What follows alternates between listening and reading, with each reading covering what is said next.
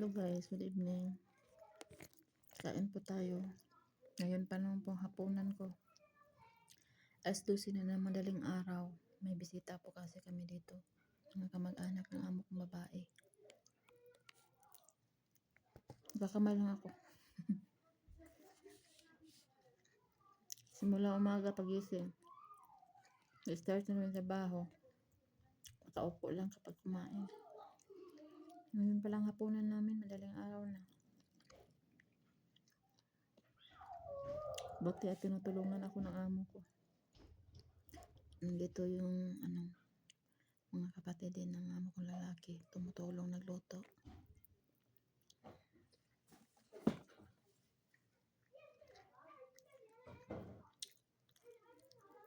Mahirap mag-isa, wala kang katulong. Wala kang kasamang katulong dito. Kapag may bisita, ikaw lang talaga. Walang ibang tatawagin kundi ikaw lang. Pero salamat sa Diyos, umabot ako ng 8 years dito. Kahit sobrang hirap, nakinaya ko na lahat.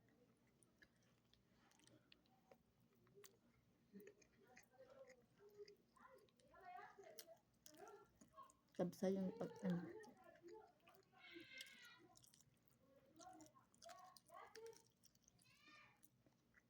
maingay talaga. Maingay yung mga bata. May mga bata kasi sa labas.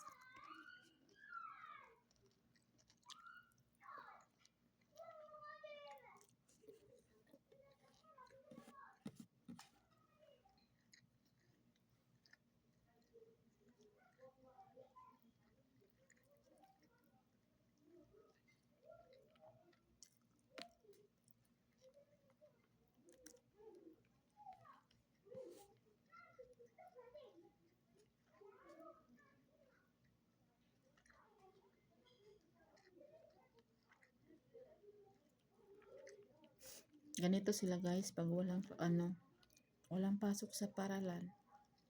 Pag wala ng klase. Araw-araw talaga, gabi na lang talaga yung ganito sila. Na naman, matahimik naman pag may klase na. Wala kasi yung trabaho sila bukas.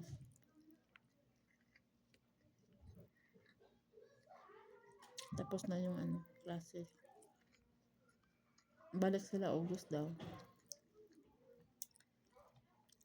Ganun yan. Pagkatapos dito, iba na namang bahay yung puntahan namin.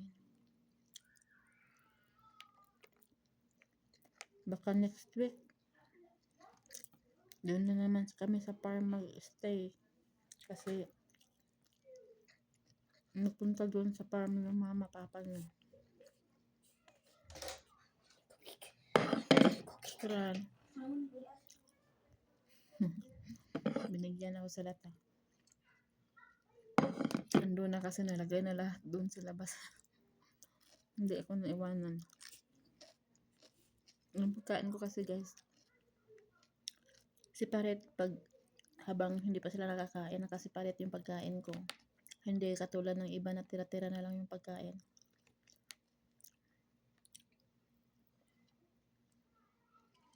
Ito po yun Jer. Sinarap dyan. Jer. Ito yung sinasabi namin mga FW Jer. Yung iba kasi mga dirty minded.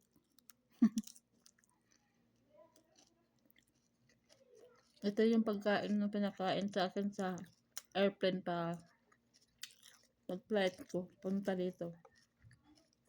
Nung una, hindi masarap.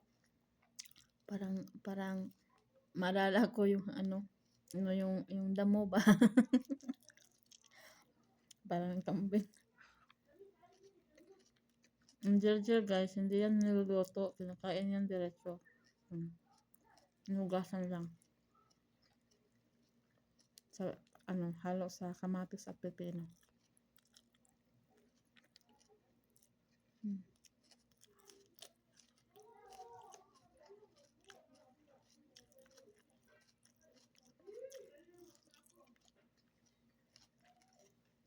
Basta masanay ka na masarap na.